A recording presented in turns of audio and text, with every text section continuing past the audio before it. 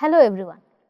In the previous lectures, we talked about the anti-caste movements and the anti-caste leaders who were prominent in the northern, western and southern parts of India. A lesser known history of anti-caste movement can be found in Bengal.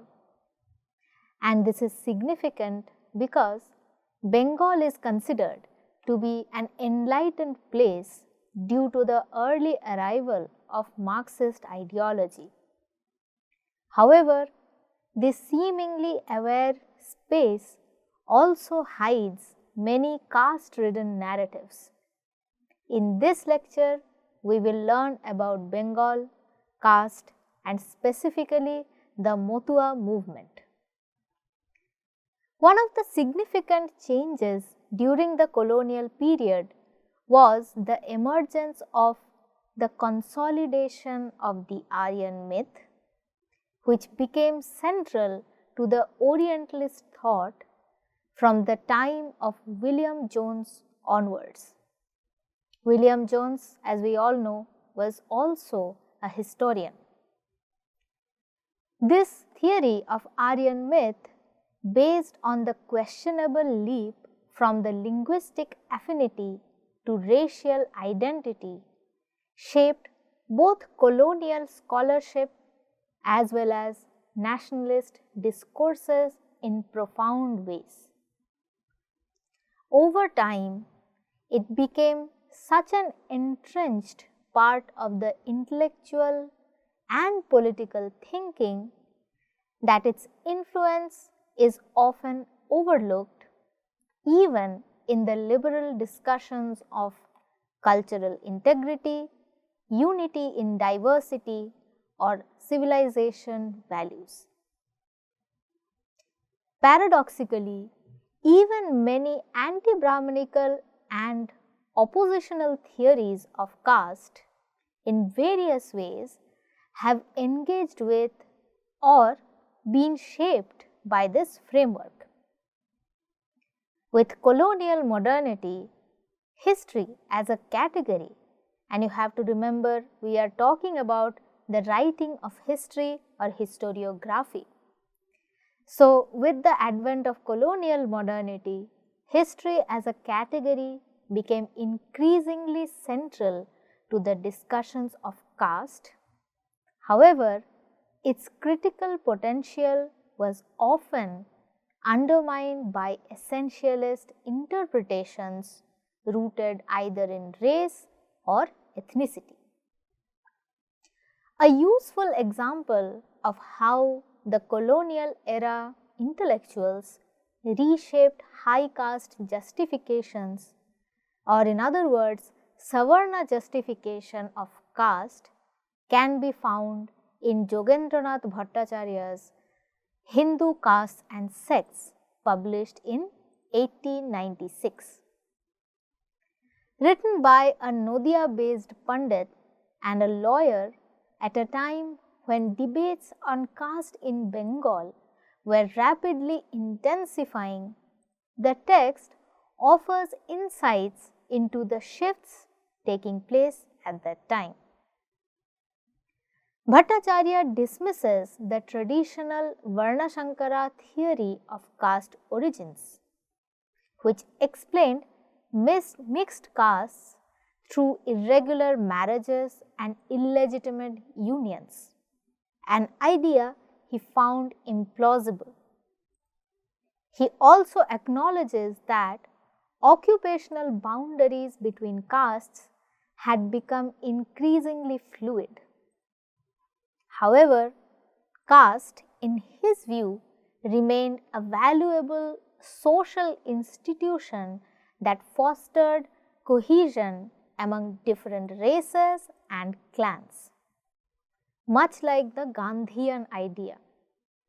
He argued that the crisis of ancient India had designated caste not only to unify scattered tribal groups, but also to assimilate successive waves of foreign invaders into Indian society. In other words, what Bhattacharya promoted was a holistic, unified Indian front. This perspective of caste as a system that maintained unity through differentiation was later elaborated upon by a wide range of Bengali intellectuals, including for a time Rabindranath Tagore, in a modified manner. During the Swadeshi movement, this idea of a harmoniously stratified society was frequently invoked to justify caste as a form of cultural integration rather than a form of social exclusion. And you have to remember how I spoke of caste in two different dimensions, so that the cultural identification of caste becomes somewhat negligible as opposed to the more prominent socially oppressive understanding of caste. Tagore subscribed to the idea of caste as the basic principle which informed the harmonious coexistence of diverse constituencies that comprised the Hindu social life.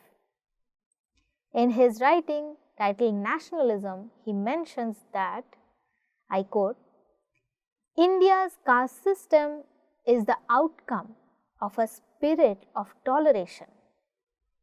For India has all along been trying experiments in evolving a social unity within which all the different people could be held together, while fully enjoying the freedom of maintaining their own differences.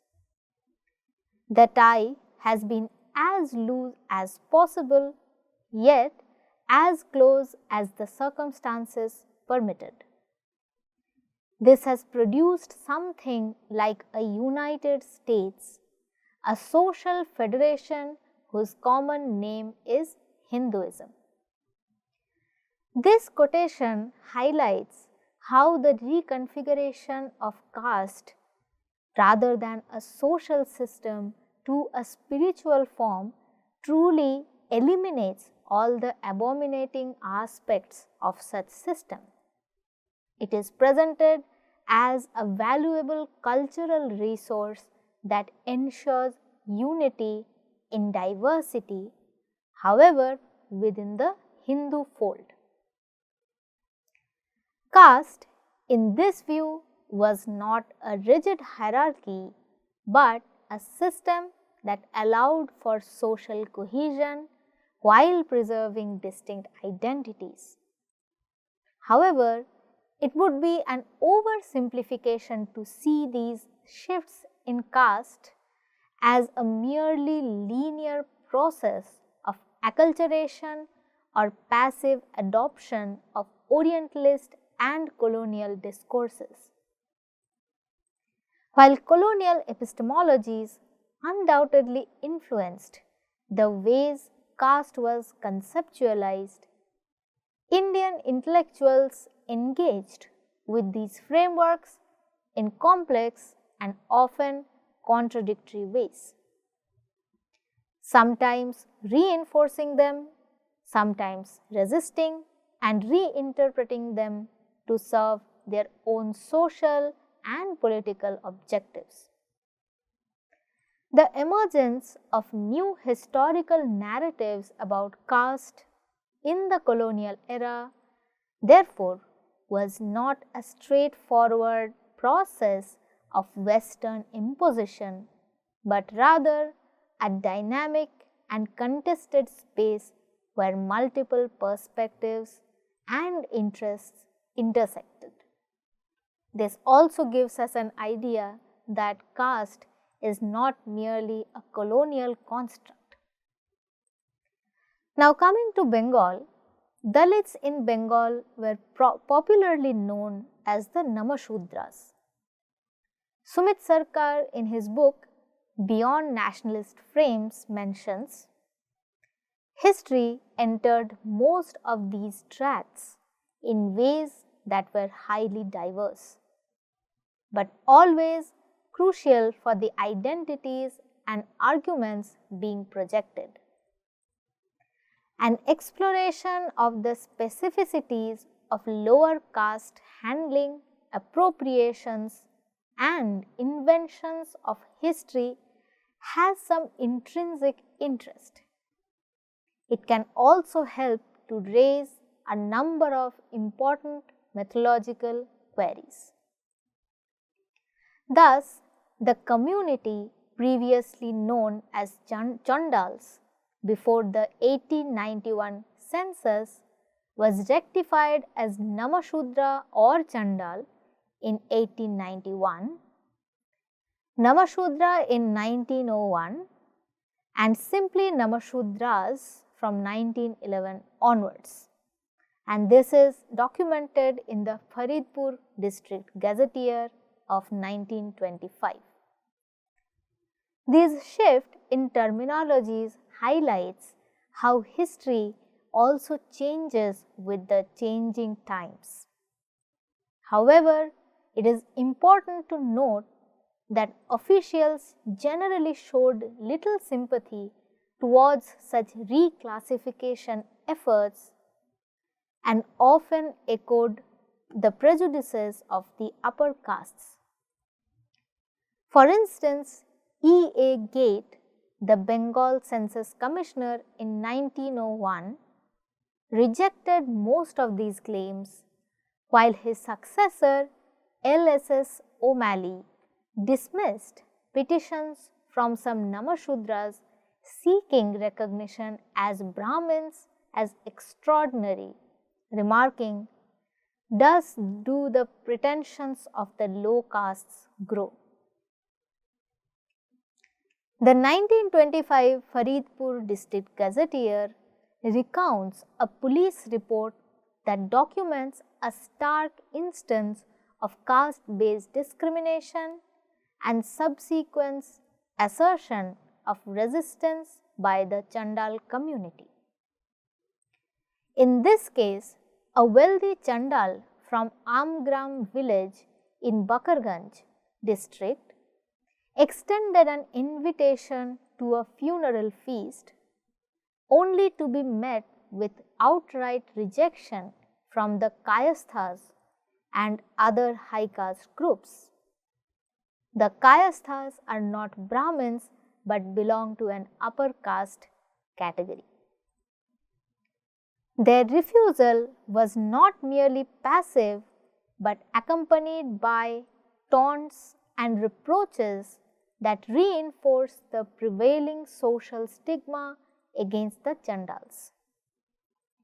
The incident highlights deeply entrenched caste hierarchies that governed social interactions, where even an act of hospitality from a lower caste individual was met with disdain rather than acceptance.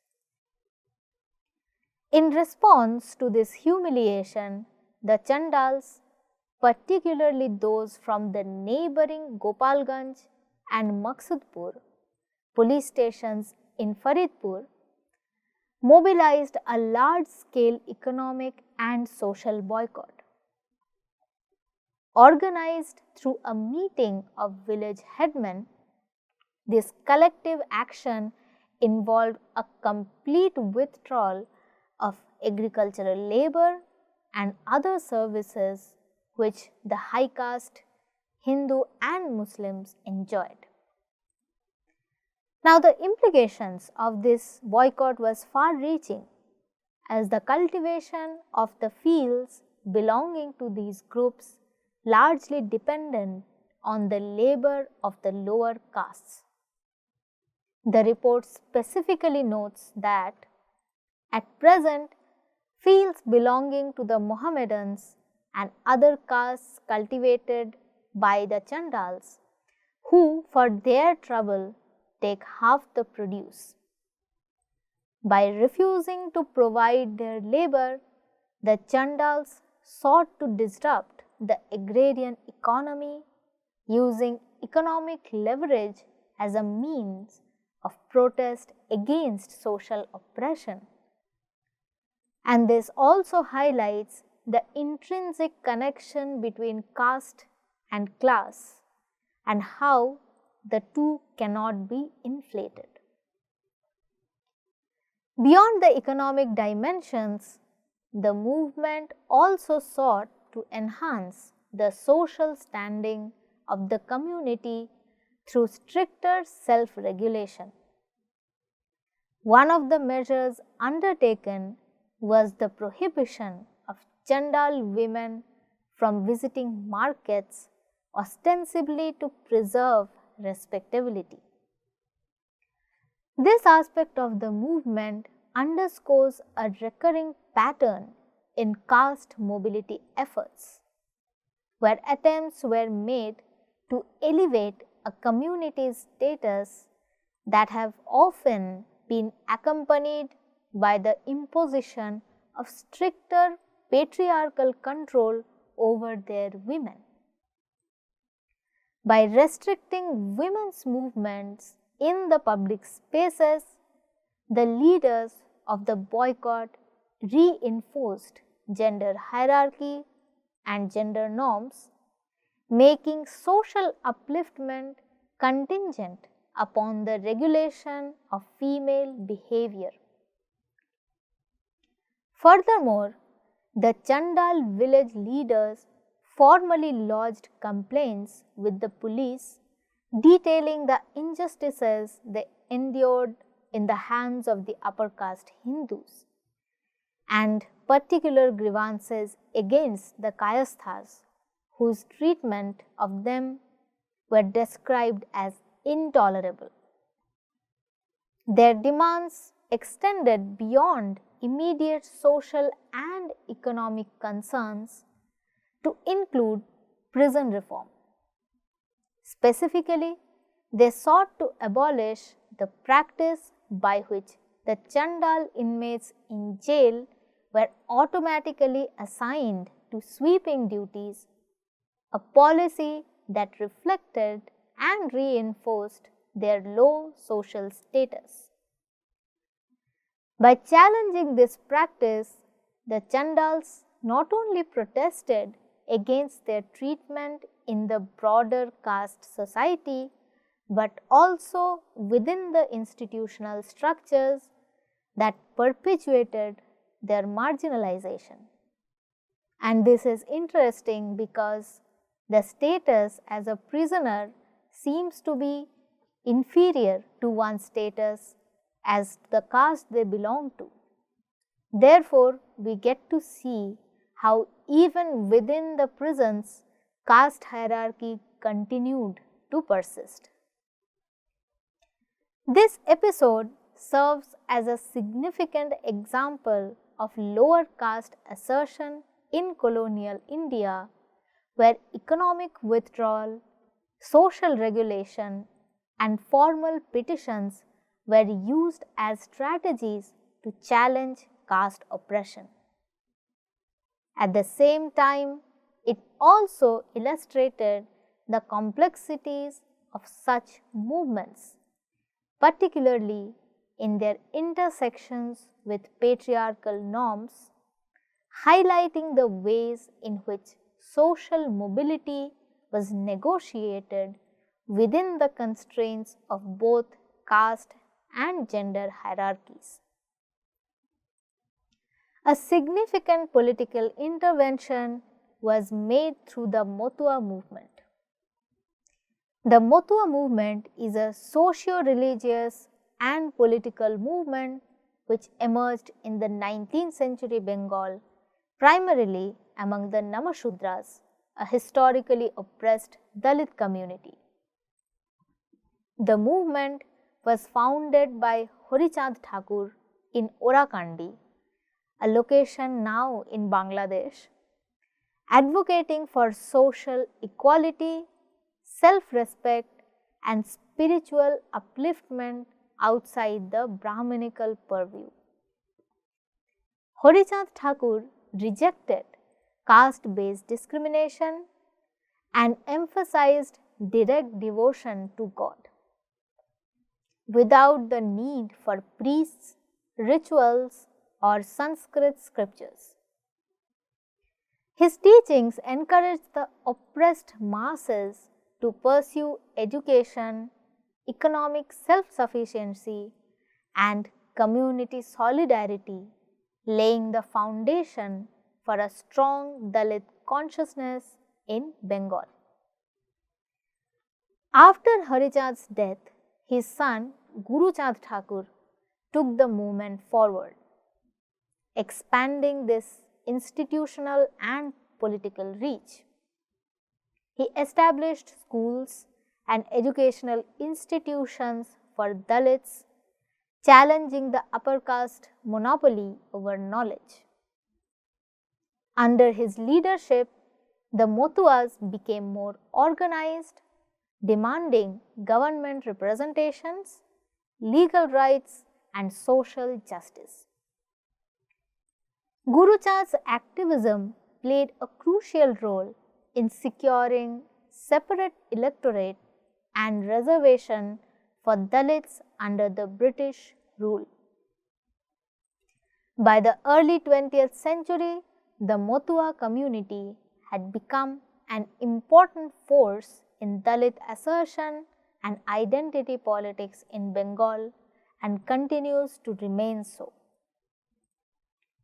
After India's partition in 1947, large number of Namashudra refugees migrated to West Bengal, where they faced severe discrimination and neglect. The Motua Mahasangha, a socio-political organization formed to protect their interests, fought for land rights, education, as well as recognition as scheduled castes as per the Indian Constitution. One of the darkest chapters in their history was the Morijhapi massacre, which took place in 1979, where Dalit refugees were brutally evicted and killed by the West Bengal government at that time while trying to settle in the Sundarbans. Despite these struggles, the Motua movement continued to grow, and in recent years it has played a major role in the Bengal electoral politics, influencing Dalit voting patterns. Today, the Motua Mahasangha, led by the descendants of Horichand Thakur, continues to be a strong voice of Dalit rights, refugee rehabilitation, and political empowerment.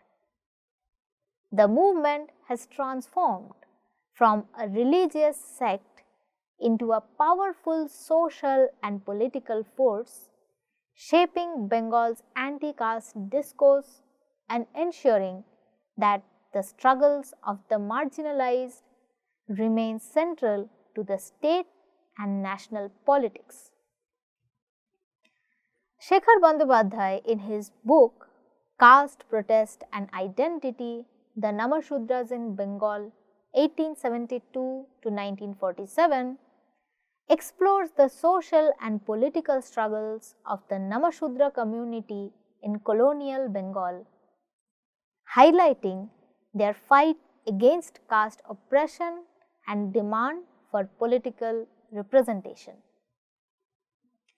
He examines how the British caste-based census classifications reinforced marginalization, but interestingly also gave the Namashudras a collective identity, thereby creating scope for an organized resistance. Bandyopadhyay argues that their political consciousness evolved over time.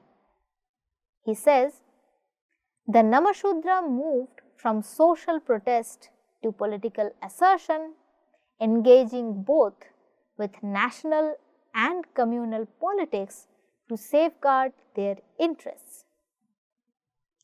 He also highlights the contradictions in Dalit political strategies, as leaders like Jogendranath Mandal initially allied with Ambedkarite ideals but later collaborated with Muslim League only to be disillusioned after the partition.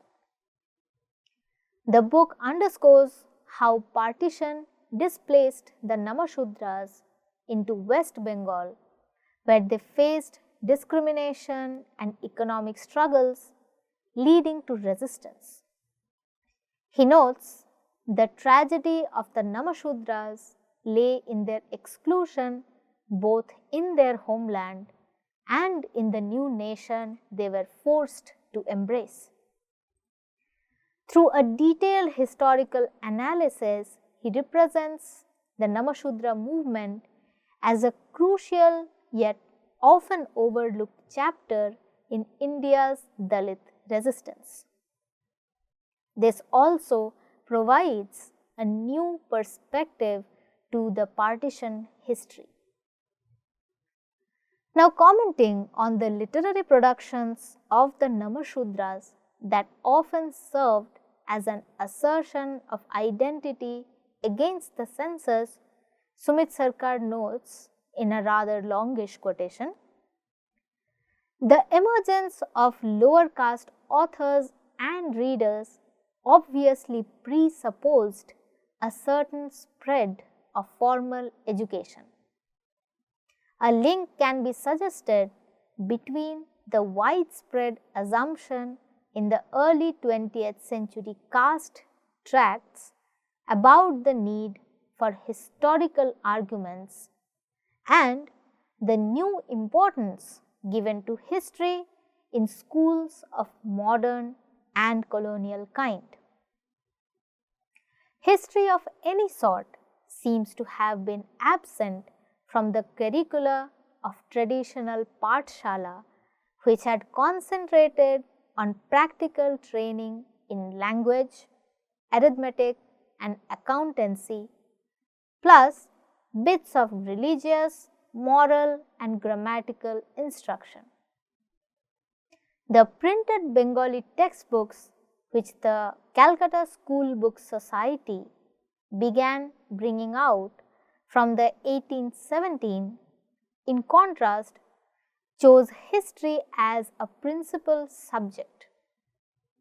And this pattern was only intensified over time with Vidyasagar, for instance, himself bringing out a vernacular adaptation of a well-known textbook in Indian history.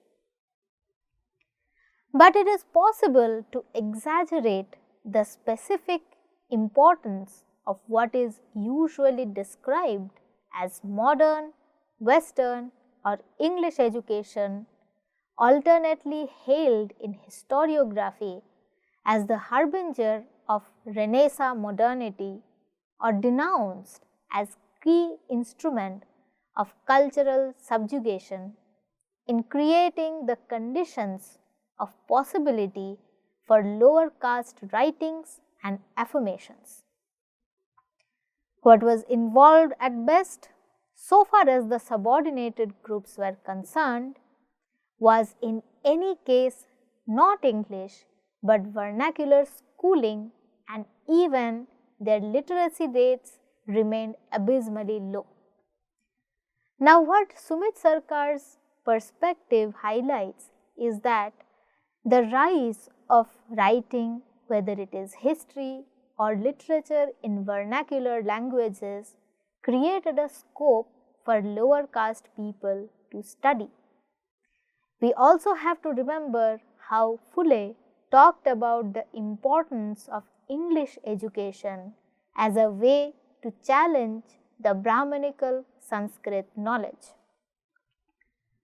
Now, the key transformation of this period was not merely broad societal or political change alone, but was also closely tied with the emergence of print culture and the rise of the vernacular prose. With the expansion of print technology, and the increasing affordability of printed texts, access to knowledge and participation in public discourse grew. This shift enabled the gradual formation of what Jürgen Habermas calls the literary public sphere, a space for discussion and debates that was in principle more open than the earlier scribal culture, which had been controlled by the elite high caste men. In the Indian context, this meant that groups that were historically excluded from intellectual and literary spaces, such as growing number of women and lower caste men, now had at least a potential avenue for engagement. One of the most significant impacts of print culture was the expansion of public argumentation beyond traditional caste and religious elites.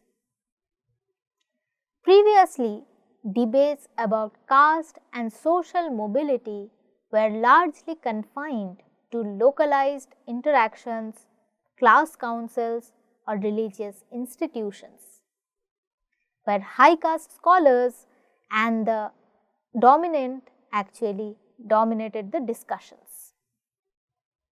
With print culture, however, these debates spilled into the public sphere, reaching a much wider audience and becoming more difficult to control.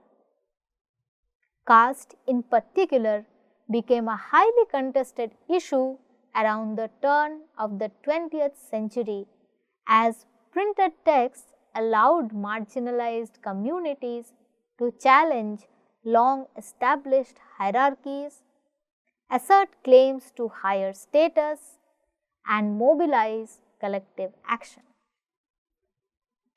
To fully grasp the transformative power of print, it is useful to compare it with earlier methods of documenting caste mobility. Before the rise of print, information about caste status and social shifts were largely preserved through oral traditions, inscriptions, and handwritten manuscripts, making it difficult to trace a systematic pattern. For example, Hitesh Ranjan Sannal's pioneering study on social mobility in pre-colonial Bengal relied on the indirect textual evidence. He had to compare caste lists found in the two Sanskrit Upapuranas from the 13th and 14th centuries with scattered references in later Bengali literature to reconstruct how certain groups, such as the Shodgops, sought upward mobility. Such fragmented sources highlight the limitations of pre-print documentation. Caste status claims were fluid, inconsistent, and often left little trace in historical records. By contrast, print allowed caste groups to document, circulate, and institutionalize their social claims more effectively, whether leading to a possible or a positive aspect or not. Pamphlets, periodicals, and books became tools for articulating grievances, asserting caste pride, and resisting discrimination. This new medium also enabled community leaders to shape public narratives about their caste history, often creating genealogies, myths, or reinterpretations of religious texts to justify their claims to higher status.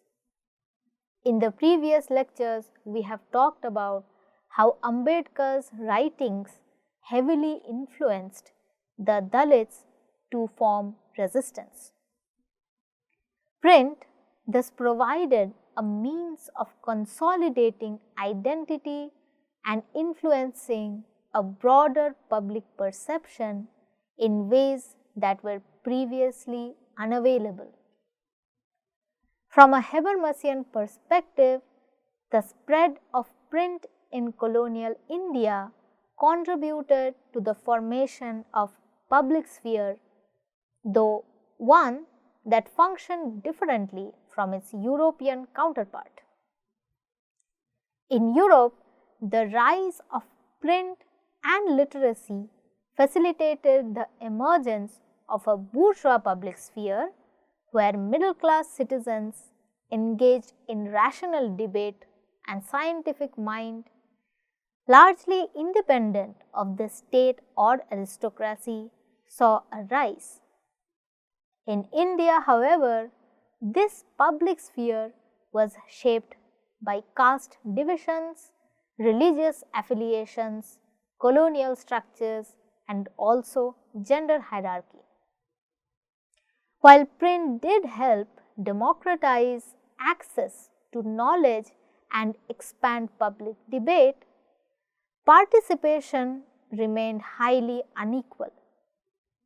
Upper caste and middle class men dominated much of the printed discourse, while the lower caste groups and women did enter the spaces, but they faced considerable structural barriers. Furthermore, while print culture opened up new spaces for resistance and self-assertion, it also reinforced existing inequalities in some ways. Many caste mobility movements, for instance, sought upward caste mobility by emulating high caste norms rather than challenging caste itself. In other words, they sought to assimilate with the Brahminical culture. This often meant adopting Brahminical customs, reinforcing patriarchal controls within their communities, as we have seen earlier, and distancing themselves from their own groups or the groups deemed lower in the hierarchy. As a result, while print helped amplify marginalized voices, it did not necessarily lead to a radical transformation of social structures. Instead, it often facilitated negotiations within the existing caste framework. In sum, the arrival of print culture marked a fundamental shift in how caste was debated, contested, and redefined. It enabled greater participation in public discourse, allowed caste groups to assert their identities more effectively, and created new possibilities for resistance. However, these changes unfolded within a highly stratified society where access to the public sphere remained uneven and often reproduced existing hierarchies rather than dismantling them. Now, let us summarize today's lecture. Today, we talked about the Namashudra movement in Bengal as explored by historians such as Sumit Sarkar and Shekhar Bandyopadhyay, which reflects a long struggle against caste oppression marked by social, economic, and political assertions. Historically labeled as the Chandal, the community were reclassified as Namashudras over successive colonial censuses. Though British officials often dismissed their claims of a higher status, echoing upper caste prejudice. Instances like the funeral feast rejection in Bakarganj village illustrates how caste hierarchies dictated social interactions, prompting the Namashudras to mobilize against the upper castes through economic and social boycotts, using labor withdrawal as a form of resistance. A significant intervention in this struggle came through the Motua movement founded by Harichand Thakur in the 19th century Bengal. Rejecting Brahminical rules, it promoted self-respect, education and economic independence for Dalits. His son Guru Chand Thakur further institutionalized these efforts, advocating for Dalit rights, separate electorates and reservation as scheduled castes under the British rule. After the partition of 1947, many Namashudras migrated to West Bengal, facing discrimination and state oppression. Notably, during the Morijhapi massacre of 1979, where refugees were violently displaced. Despite such hardships, the Motua Mahasangha continued to push for Dalit empowerment, and today the Motua community remains a crucial political force in Bengal, influencing electoral politics and shaping the region's anti-caste discourse. In the next lectures, we will talk about women's movements and writings. Thank you.